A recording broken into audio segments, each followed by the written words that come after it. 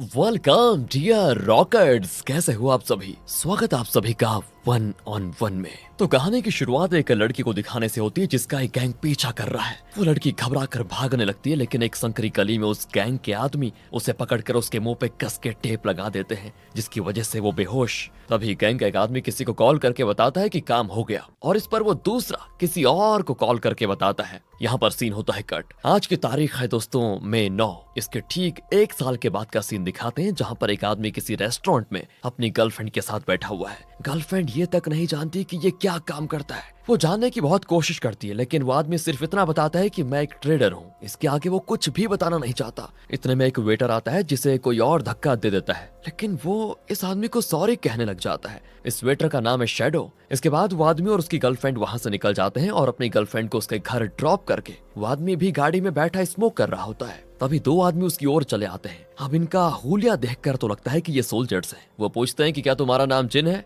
वो कहता है कि हाँ। तो वो तुरंत उसको बाहर खींचकर उसकी धुलाई कर देते हैं। उसी अधमरी हालत में उसे उठाकर वो एक मिलिट्री कैंप जैसी जगह पे लेकर जाते हैं। वहाँ पर एक और आदमी को दोस्तों ये लोग नील डाउन करवाकर कोई पनिशमेंट दे रहे होते हैं। ये सब कुछ देखकर जिन डर के मारे थर थर कांपने लग जाता है कि पता नहीं मेरे साथ क्या करेंगे। फिर वो जिन को एक अलग कमरे में ले जाकर बैठाते हैं और फिर उसे इतना जोर का मारते हैं कि वो रोने बिलखने लग जाता है। और तब दरवाजा खोलकर एंट्री होती है डॉन ली की, जिसको देखकर लगता है कि ये कोई मिलिट्री कमांडर है। इनका सोल्जर ड्रेस देखकर शायद आप धोखा खा गए होंगे दोस्तों कि ये लोग मिलिट्री के आदमी हैं, लेकिन नहीं, सभी के सभी नकली हैं। मतलब इनका मिलिट्री से दूर दूर तक कोई लेना देना है ही नहीं। डॉनली पूछता है कि क्या तुम्हारा नाम जिन है? वो कहता है कि अगर तुम मेरा नाम जानते हो तो मेरे बारे में और भी बहुत सारी चीजें जानते होंगे। उसने दोस्तों अपनी बात पूरी नहीं की थी कि जोर का चाटा पड़ता है और डॉनली कहता है कि यहाँ पे सिर्फ मैं बोलूंगा। ये लो पेपर और पेन। पिछले साल 9 तारीख मई को तुमने जो किया वो सब इस पेपर में लिखो। जिम बौखला कर बैठा होता है। तो डॉनली उसको एक लड़की की फोटो दिखाता है, जिसको देखकर जिनके पसीने छूट जाते हैं। डॉनली कहता है कि अब याद आया,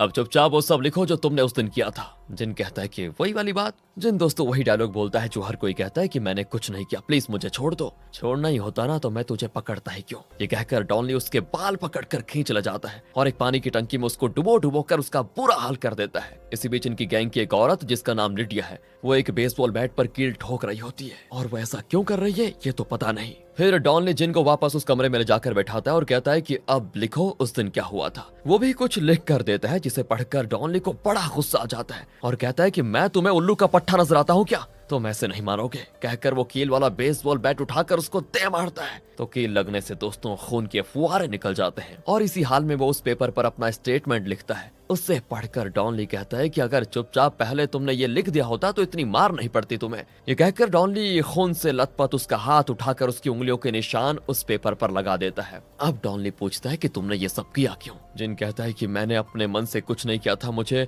अपने गैंग की हाई कमांड से ऑर्डर मिला था और वही मैंने फॉलो किया। अच्छा, तो तुम्हारा हाई कमांड जो कहेगा तुम कर लोगे? अपना दिमाग लगाकर नहीं सोचोगे क्या कि जो तुम कर रहे हो वो सही कर रहे हो या गलत? खैर जो हो गया सो हो गया, लेकिन अब यहाँ पे तुम्हारे साथ जो हुआ उसके बारे में तुमने कहीं पे भी अगर मुंह खोला तो इससे 10 गुना ज्यादा टॉर्चर मिलेगा तुम्हें, समझ गए ना बॉयज? इस जिंदा बॉडी को वहीं ले जाकर फेंक दो जहां से इसको उठाया था। ये सुनकर डॉनली के आदमी उसको उसी जगह पे डाल कर आ जाते हैं दोस्तों। जिन तो चल भी नहीं पाता, लेकिन जैसे तैसे अपनी कार के पास चला जाता है और बड़ी मुश्किल से अंदर बैठता है और महज एक कपड़े से अपने घाव पर पट्टी बांधने लग जाता है। तब उसकी गर्लफ्रेंड कॉल करती है तो वो कहता है कि कुछ नहीं हुआ डार्लिंग, मैं घर आकर सो गया था, इसलिए तुम्हें कॉल नहीं कर पाया, कल मिलेंगे हम। कहकर वो तुरंत कॉल काट देता है और फूट फूट कर रोता है। वेल दोस्तों, अगले दिन उस रेस्टोरेंट में जहाँ पर वो शैडो काम करता है ना, वहाँ एक आदमी आता है और बहुत ही अकड़ कर बात करता है। शैडो की काफी इंसल्ट भी करता है, जैसे कि वो बहुत रईस ज्यादा है और बाकी सब कंकाल। शैडो को आ जाता है गुस्सा, लेकिन वो ठहरा कस्टमर और शैडो एक वेटर,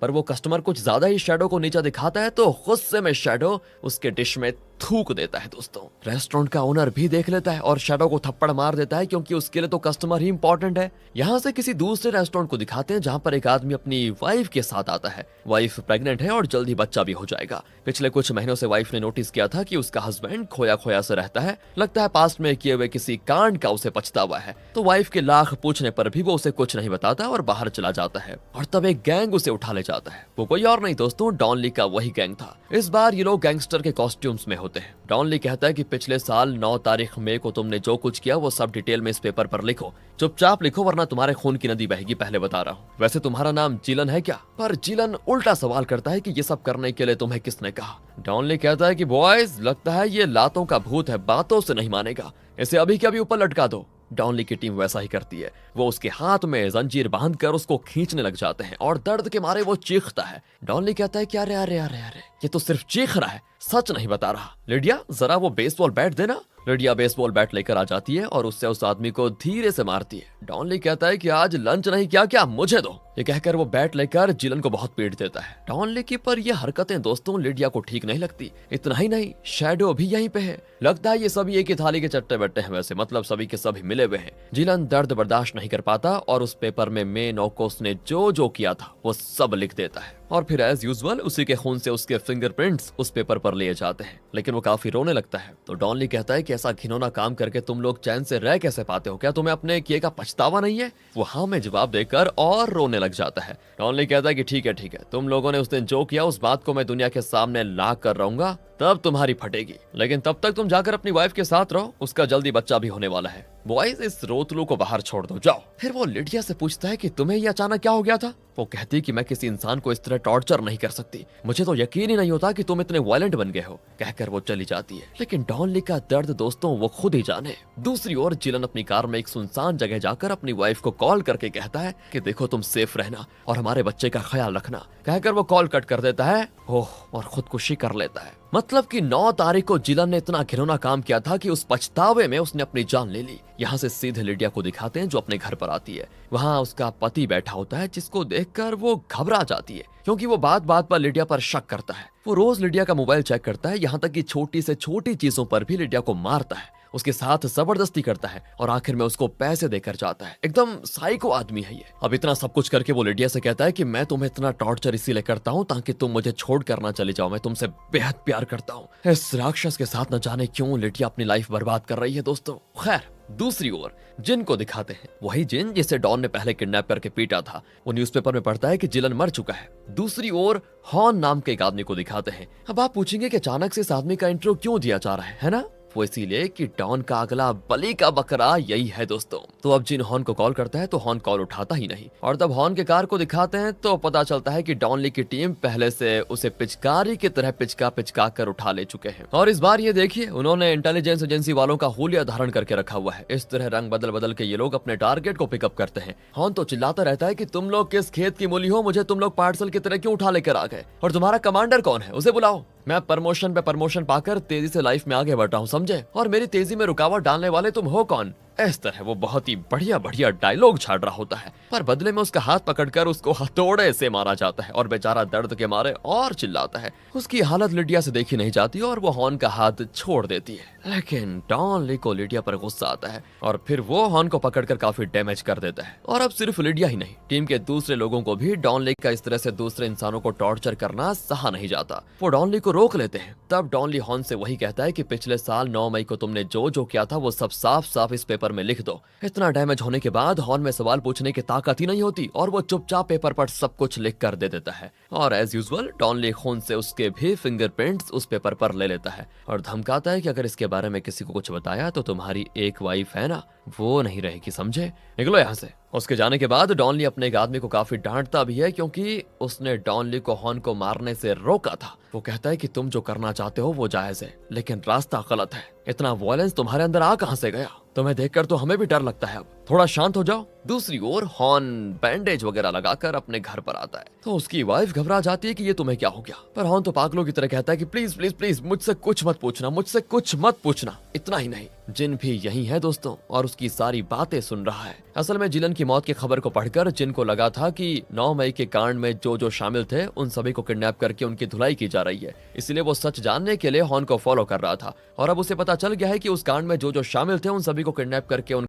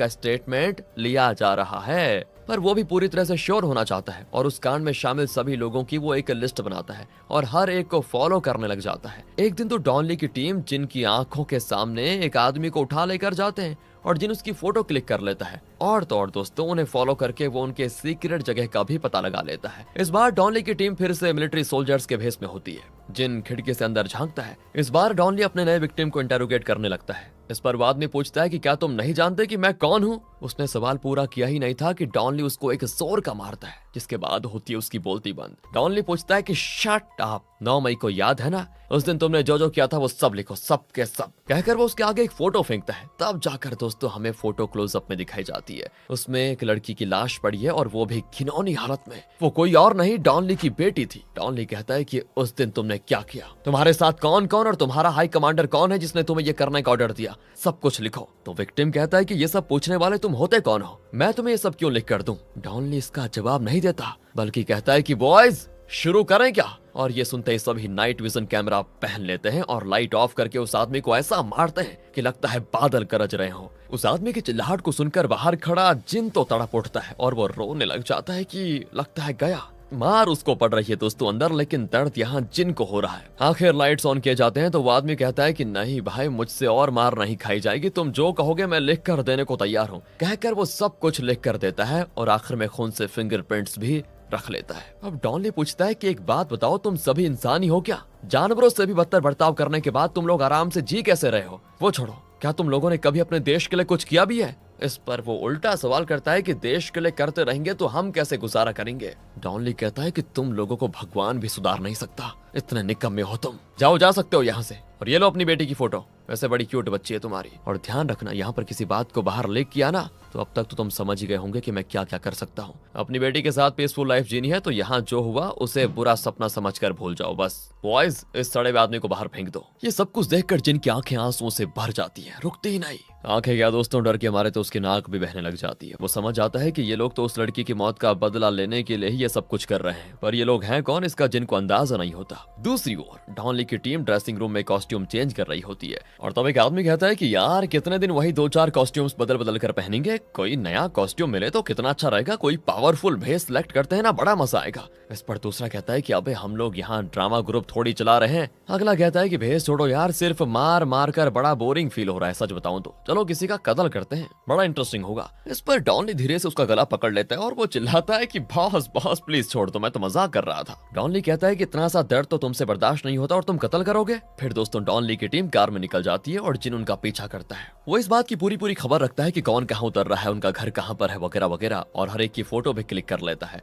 इसके बाद वो डॉनली के उस टॉर्चर रूम में जाता है जहाँ पर वो अपने विक्टिम्स को टॉर्चर करते हैं और तब पता चलता है कि वहाँ की कोई भी चीज असली नहीं है, ना उनके गन्स, ना वहाँ रखे हुए सीसीटीवी कैमरास। इस तरह से हर चीज सिर्फ डमी है, एक भी असली आइटम नहीं। ये सब जानकर उसे काफी गुस्सा आता है और वो तुरंत हॉन से मिलता है। वो हॉन को बताता है कि मैं जानता हूँ कि आपको किडनैप करके टॉर्चर किया गया था, आपसे पहले उन्होंने मुझे टॉर्चर किया और मेरा स्टेटमेंट भी लिया। हॉन कहता है कि ये तुम क्या बोल रहे हो, मेरे साथ ऐसा कुछ भी नहीं हुआ था। इस पर जिन उसे डॉनली की टीम की फोटोज दिखाता है जो उसने उन्हें फॉलो करते वक्त क्लिक की थी। वो कहता है कि देखिए जैसा आप समझ रहे हैं वैसा वो कोई पावरफुल गैंग नहीं है, सभी के सभी बहुत ही मामूली लोग हैं। इनके पास ना तो असली गन्स है और ना ही कोई असली इक्विपमेंट्स। बस 9 तारीख में के कांड के बारे में वो हमसे बदला ले रहे हैं और हमें अब ये पता लगाना होगा कि वो लड़की इनकी लगती क्या थी और क्यों ये लोग हमसे बदला ले रहे हैं। वैसे उस कांड में हमारी कोई गलती नहीं थी, हमने तो बस वही किया जो हमारे हाई कमांड ने कहा था, हमने खुद से कुछ नहीं किया ना, इसमें हमारी गलती नहीं है। ये सुनकर हॉन कहता है कि तुम अपना स्टेटमेंट दे चुके हो, इसके बाद कुछ नहीं हो सकता, तुम बस इन बातों को भूलकर आराम से अपनी लाइफ को एंजॉय करो। अब ये सुनने के बाद जिन भड़क जाता है कि ये आप क्या कह रहे हैं सर, उन लोगों ने हमारे आदमी को टॉर्चर करके उसको मार डाला,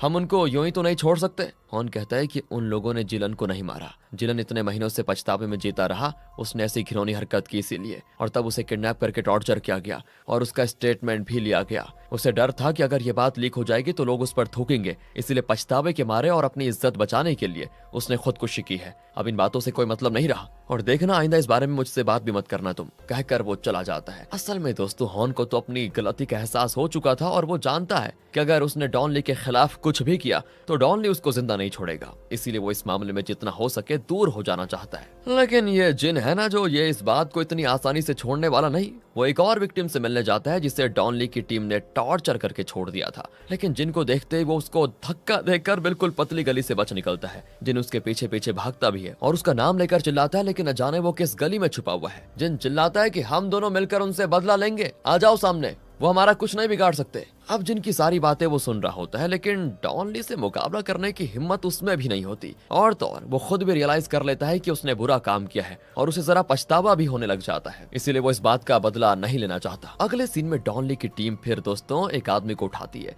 पर इस बार डॉनली नहीं मारता बल्कि उसकी टीम उस आदमी को पीटने लग जाती है। फिर जब डॉनली आता है तो वो पूछता है कि तुम कौन हो, इनकी टीम के लीडर? क्या तुम जानते भी हो कि मैं कौन हूँ और मेरी कितनी ऊंची पहुंच है? ये सरकार मेरे अंडर काम करती है, समझे? मैं तो अपनी सेकंड वाइफ के घर पर जा रहा था और तुम्हारे आदमियों ने मुझे उठा लिया। तुम हो कौन? तब डॉनली उसको वही फोटो दिखाकर लिखने को कहता है कि 9 तारीख मई को तुमने जो जो किया वो सब यहाँ लिख दो। पर वो माने तब ना। डॉनली कहता है लगता है इसको मुश्किल रास्ता पसंद है। बॉयज जरा शॉक लगाओ इसको। उसकी टीम उस आदमी को शॉक लगाने लग जाती है और ये सब लिडिया बर्दाश्त नहीं कर पाती और बाहर चले जाती है। अब शॉक से तड़पने के बाद वो आदमी अपना स्टेटमेंट लिख कर देने को मान जाता है। फिर डॉनली पूछता है कि उस दिन तुमने जो किया क्या उसका तुम्हें पछतावा है? वो कहता है कि मैंने कोई गलती नहीं की तो पछतावा किस बात का? मैं तो अपने हाई कमांड को फॉलो कर रहा था, अपनी ड्यूटी कर रहा था, मुझे कोई पछतावा नहीं। और हाई कमांड का ऑर्डर फॉलो करने के बाद ही आज मैं इतनी अच्छी पोजीशन में हूँ और आगे भी मैं वही सब करूंगा जिससे मुझे तरक्की मिले। ये सुनकर डॉनली उसे बहुत मारता है कि जिसे सही गलत के बीच का अंतर नहीं पता उसको जीने का हक ही नहीं है। लिडी और दूसरे लोग डॉनली को रोकने की बहुत कोशिश करते हैं, लेकिन ली शांति नहीं होता। आखिर वो जरा कूल डाउन हो जाता है और कहता है कि इस जिंदा लाश को बाहर फेंको यहाँ से।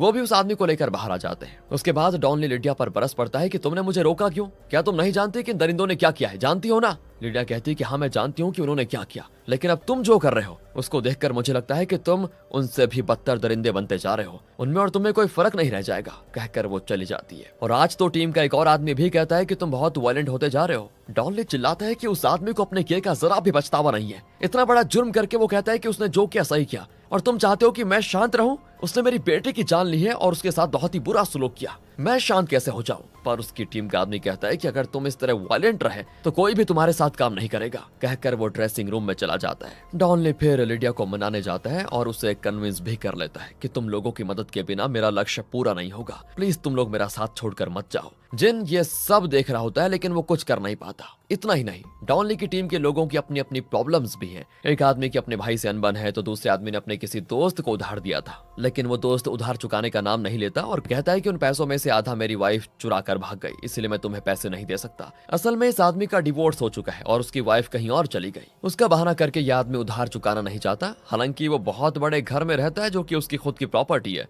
लेकिन वो झूठ बोलता है कि मैं यहाँ रेंट पे रह रहा हूँ। खैर दोस्तों, डॉनली की टीम यहाँ पर अगले विक्टिम को किडनैप करके लेकर जाती है। लगता है ये मिलिट्री जनरल है। डॉनली उसके बैच पे लगे स्टार्स पर काला प्रिंट लगा देता है तो उसे बड़ा गुस्सा आता है। डॉनली कहता है कि देख रहे हो ये स्टार्स, ये तुम डिजर्व नहीं करते। ये वीरता और ईमानदारी के लिए दिए जाते हैं जो कि तुम में बिल्कुल भी नहीं है। और जब डॉनली उसे अपनी बेटी की फोटो दिखाता है तो वो शॉक। डॉनली पूछता है कि अब ये बताओ कि तुम लोगों ने इस लड़की का कत्ल क्यों किया और उसे अब्यूज क्यों किया? लेकिन जनरल कहता है कि मैंने 30 साल से इस देश की सेवा की है, ये क्या है वो क्या है? डॉनली गुस्से में कहता है कि बॉयज शुरू करो, और वो उसके कान में एक हेडसेट लगाकर उसको मास्क पहना देते हैं जिसके जरिए जहरीला गैस भेजा जाएगा। पर वो अपना मुंह नहीं खोलता तो ये लोग गैस का कॉन्सेंट्रेशन बढ़ाने लग जाते हैं तो वो चिल्ला उठता है। ये सुनकर बाहर खड़ा एक आदमी उन्हें रोकने की कोशिश करता है, लेकिन उसका साथी उसको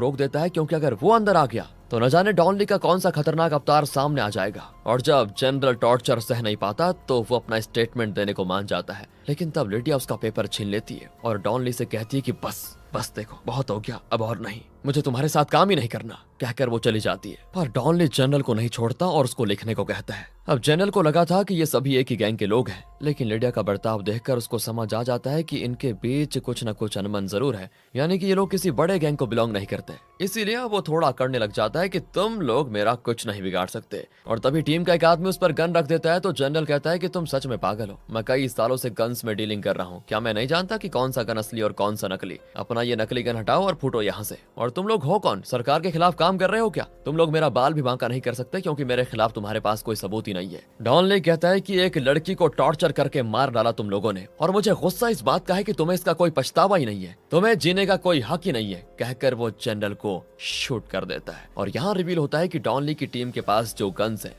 वो नकली है, लेकिन डॉनली के पास तो असली गन है। हालांकि ये जानकर तो सभी उस पर चिल्लाते हैं कि अब तुम कत्ल करने पे उतर आए, तुम राक्षस बन गए हो। लेकिन अब किसी भी तरह जनरल की बॉडी को ठिकाने लगाना तो होगा। तब दो आदमी उसके लिए गड्ढा खोदने में लगे होते हैं। शैडो भी इनकी मदद कर रहा होता है, तो आखिर वो जनरल की बॉडी को उसमें दफना देते हैं। इसके बाद डॉनली के 2-3 साथी उसको छोड़कर जाने लगते हैं। तो डॉनली कहता है कि एक बात बताओ, तुम लोगों को मुझ पर इतना गुस्सा क्यों आ रहा है? जो मरा है वो कोई ईमानदार ऑफिसर तो नहीं है ना, कोई अच्छा इंसान तो नहीं है ना, वो एक दरिंदा था और उसके मरने से हवा जरा साफ ही हो गई है, गंदी नहीं हुई। कल हमें और भी काम है, इसलिए देखो सभी टाइम पे आ जाना। लेकिन दोस्तों अब वो डॉनली की बातें नहीं मानते। डॉनली तो चाकू लेकर लिडिया के पीछे चला जाता है। तो वो कहती है, हाँ मार डालो मुझे मार डालना चाहते हो ना, मारो। घर पर जो मेरा पति कर रहा है ना, उस हिसाब से तो मुझे कब का मर जाना चाहिए था, और तुम ही मुझे मार डालो बल्कि। डॉनली चुप हो जाता है। दूसरी ओर उसका एक और आदमी पुलिस स्टेशन में सरेंडर होने जाता है। तो डॉनली उसको रोक कर कहता है कि पुलिस को सब बताना है तो बता देना, लेकिन एक बात ध्यान रखना कि अपना मिशन पूरा करके मैं खुद भी मरने वाला हूँ।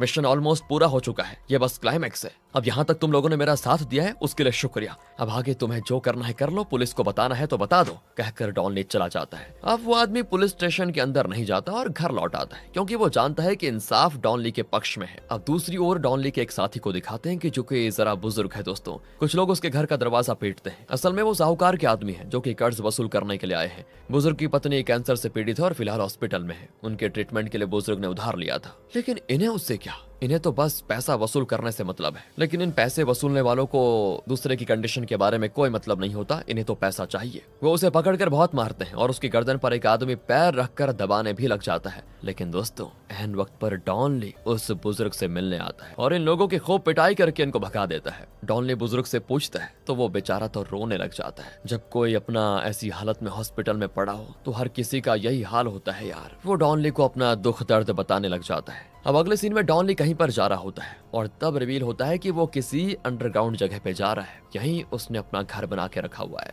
तब वहां पर एक साधु आदमी आता है जो कि एक सोल्जर हुआ करता था। और हाँ दोस्तों, डॉनली भी कभी सोल्जर ही हुआ करता था, लेकिन जब उसकी बेटी के साथ ये सब हुआ तो उसने काम छोड़कर रिवेंज लेना ही अपना काम बना लिया। अब वो साधु जब डॉनली को बताता है कि वो उसका साथी था, तो डॉनली उससे माफी मांगता है कि मैं बहुत बुरा आदमी बन गया हूँ, शायद मैंने तुम्हारे साथ बहुत ही बुरा सलूक किया था, प्लीज मुझे माफ कर दो। अगले दिन जब वो साधु आता है तो डॉनली एक पत्थर पर बैठा ध्यान कर रहा होता है। उसकी ऐसी शांति देखकर साधु हैरान और उसे प्रणाम करके चला जाता है। दूसरी ओर दोस्तों जिन डॉनली और उसके साथियों की फोटोज देख रहा होता है, लेकिन वो डॉनली के खिलाफ कुछ भी करने से कतराता है। और तो और ज़मीर भी तो कोई चीज होती है। वो जानता है कि उसने जो डॉनली की बेटी के साथ किया उसके बदले में डॉनली जो कर रहा है ना वो कुछ भी नहीं है, इसीलिए वो चुप रहता है। अगले दिन डॉनली अपने अगले टारगेट को उठाने के लिए तैयार होता है। उसके 4 साथियों में से सिर्फ 3 लोग उसके साथ आते हैं। चौथा कहता है कि अब मैं ये काम नहीं करूंगा, मुझे छोड़ दो, कहकर वो तो चला जाता है। डॉनली को वैसे गुस्सा भी आता है और वो दूसरों से कहता है कि अगर देखो तुम लोग भी जाना चाहते हो ना तो चले जाओ, मैं अकेला ही कर लूंगा अपना काम। पर वो नहीं जाते, खासकर शैडो तो हमेशा डॉनली के साथ ही रहता है। वो कभी डॉनली का हाथ नहीं छोड़ेगा। और इस बार ये लोग एक हाउसकीपर्स के भेस में होते हैं और वो गोल्फ क्लब में पहुंच जाते हैं। वहां पर एक अमीर बुजुर्ग आदमी बाहर निकल रहा होता है। मौका पाकर वो उसे उठा लेते हैं और उसे जंजीरों से बांध देते हैं। वो उन सभी से करता है कि तुम लोग कचरा उठाने का काम करते हो, मुझे छोड़ दो वरना बहुत ही बुरा होगा। फिर डॉनली उसे अपनी और अपनी बेटी की फोटो दिखाता है तो वो कांपने लग जाता है और कहता है नहीं, मैंने कुछ नहीं किया है, जो किया है बाकियों ने किया था। डॉनली उसकी जंजीर पकड़कर खींचता है तो वो चिल्लाना शुरू कर देता है। अब की बार डॉनली के साथी डॉनली को पकड़कर खींचने लगते हैं तो डॉनली खुद को छुड़ाकर अपने ही आदमियों को पीटने लग जाता है, क्योंकि डॉनली की बेटी के साथ जो हुआ ना उसका कारण ये आदमी है, इसे डॉनली कैसे छोड़ता। अपने आदमियों को धक्का देकर वो फिर उस आदमी के पास जाता है तो डॉनली के साथी उसके पैर पर जोर का मारकर उसे दूसरी ओर खींच ले जाते हैं और उसे जंजीर से बांध देते हैं। शैडो ये सारी हरकतें देख रहा होता है, लेकिन वो सोच लेता है कि डॉनली की मदद करने का यही सही मौका है, इसीलिए वो चुप खड़ा रहता है। डॉनली कहता है कि मुझे खोल दो, आज तो मैं इस बूढ़े की जान लेकर ही रहूंगा। उसके साथी कहते हैं कि हमें भी मार डालो, ये कोई नॉर्थ कोरिया नहीं है जिसे चाहा मार डाला। हम लोग इसीलिए तुम्हारा साथ दे रहे हैं क्योंकि तुम अपनी बेटे के कत्ल का बदला लेना चाहते थे, कातिलों को कानून के हवाले करके उनको सजा दिलवाना चाहते थे, लेकिन अब तुम खुद एक कातिल बन चुके हो और दूसरों को टॉर्चर करके उनको मार डालने की तुम्हें लत लग चुकी है। अगर हमने तुम्हें रोका नहीं होता ना तो इसका भी कत्ल हो जाता। लेकिन डॉनली कहता है कि तुम्हें इन लोगों पे तरस आ रहा है, लेकिन इन लोगों की वजह से ही मेरी बेटे को कैसा दर्द कैसी वेदना हुई थी इसका शायद तुम्हें अंदाजा नहीं है। इतने दिन मैं सोच रहा था कि तुम लोग मेरे साथ हो, पर अब मुझे पता चला कि मैं कितना बेवकूफ था जो मैंने तुम लोगों पर विश्वास किया। इस दरिंदे को मैं जिंदा नहीं छोड़ूंगा, एक बार मेरे हाथ लग गया नहीं है। और दोस्तों, इनकी बातें सुनकर वो बुजुर्ग आदमी अकड़ने लग जाता है कि मुझे खोल दो, फिर हम सब मिलकर तुम्हारे लीडर को हमेशा हमेशा के लिए चुप करा देंगे। तो इस पर डॉनली के साथी कहते हैं कि हम अपने लीडर के खिलाफ हैं, इसका ये मतलब नहीं कि हम तुम्हारे साथ हैं, समझे। कहकर वो बाहर चले जाते हैं, लेकिन बाहर शैडो एक रॉड लेकर वेट कर रहा होता है और जैसे ही वो दोनों बाहर आते हैं तो उन्हें वो रॉड से बहुत मारता है। उन्हें फ्लैट करने के बाद वो अंदर आकर डॉनली को खोल लेता है। बाकी लोग जैसे भी हो, लेकिन शैडो बिल्कुल अंधाधुंध डॉनली को सपोर्ट करता है। वो कहता है कि तुम कहो तो बूढ़े को मैं अभी मार डालता हूँ, लेकिन अब डॉनली अचानक से शांत होकर कहता है कि नहीं, अपने मकसद के लिए मैंने तुम सबको काफी मुसीबत में डाला है, अब और नहीं, तुम जाओ और अपनी लाइफ को चैन से जियो। पर शैडो कहता है नहीं, मैं तुम्हें छोड़कर। अब इससे पहले वो अपनी बात पूरी करता, डॉनली उसको थप्पड़ मार देता है कि एक बार कह दिया जाओ तो जाओ, मेरी जिंदगी तो बर्बाद हो गई है, मेरी वजह से तुम लोगों की जिंदगियां बर्बाद नहीं होनी चाहिए, निकल जाओ यहाँ से। उसे भेजने के बाद डॉनली उस बुजुर्ग को पकड़कर सच उगलवाता है और तब पता चलता है कि इस अमीर आदमी की खातिर दोस्तों एक गैंग ने कितने घिनौने काम को अंजाम दिया था। असल में डॉनली की बेटी को अब्यूज करने के लिए किडनैप नहीं किया गया था, बल्कि उस वक्त इस बुजुर्ग आदमी की तबीयत बहुत ही खराब थी और उसके दोनों किडनीज फेल होने वाले थे। उसे एक डोनर की तलाश थी, लेकिन उसके ब्लड ग्रुप का कोई डोनर नहीं मिल रहा था और तब उसे पता चला कि उस लड़की का यानी डॉनली की बेटी का ब्लड ग्रुप इसके ब्लड ग्रुप से मैच करता है। उसी रात उसने गैंग को सुपारी देकर डॉनली की बेटी को किडनैप करवाया और उसकी दोनों किडनी निकाल ली। लेकिन गैंग के आदमी यहाँ पर नहीं रुके और उन्होंने उस लड़की को अब्यूज भी किया, इस तरह से उसकी जान ले ली। लेकिन इतना कुछ करने के बाद भी इस आदमी पर कोई एक्शन नहीं लगाया गया, क्योंकि ये बड़ी पोजीशन पर है और बहुत ही अमीर भी। पुलिस को घूस खिलाकर इसने केस बंद करवा दिया। इस केस की एक छोटी सी भी खबर बाहर नहीं आई। एक बाप होने के नाते डॉनली चुप कैसे बैठा रहता, इसलिए उसने बदला लेने का ये तरीका अपनाया। ये सारी बातें जिन सुन रहा होता है और उसकी आंखों में आंसू आ जाते हैं, क्योंकि उसे लगा कि वो अपने बस हाई कमांड को फॉलो कर रहा है, लेकिन उसके पीछे ऐसी घिनौनी कहानी है, इसका उसे पता नहीं था। डॉनली चाहता ना तो इस आदमी को खत्म कर सकता था, लेकिन वो ऐसा नहीं करता, बल्कि उसको वहीं पर छोड़कर चला जाता है। उसके जाने के तुरंत बाद ही जिन अंदर आता है तो बुजुर्ग पूछता है कि तुम कौन हो। जिन कहता है कि 9 मई को जो तुम्हारी खातिर उस लड़की का किडनैप हुआ था उसमें मैं भी शामिल था। वो कहता है कि अच्छा, वाकई में तुमने बहुत बढ़िया काम किया, अब मुझे खोल दो, मुझे बाहर जाना है। जिन कहता है कि तुमने अपने फायदे के लिए हम लोगों से ऐसी बदतर हरकत करवाई तो तुम्हें जिंदा रहने का कोई हक ही नहीं है। कहकर जिन उस आदमी के मुंह पे उसी तरह से टेप बांधता है जिस तरह शुरुआत में डॉनली की बेटी के मुंह पे बांधकर उसे किडनैप किया गया था। फिर उसका खात्मा करके जिन ड्रेसिंग रूम में आ जाता है और सोल्जर का ड्रेस पहन लेता है, यानी अब वो डॉनली का साथ देने वाला है। वो डॉनली की जगह पे जाता है जहां पर वो ध्यान कर रहा होता है। जिन एक हथियार लेकर पीछे से डॉनली के पास जाने लगता है, लेकिन जिन की आंखों में आंसू होते हैं।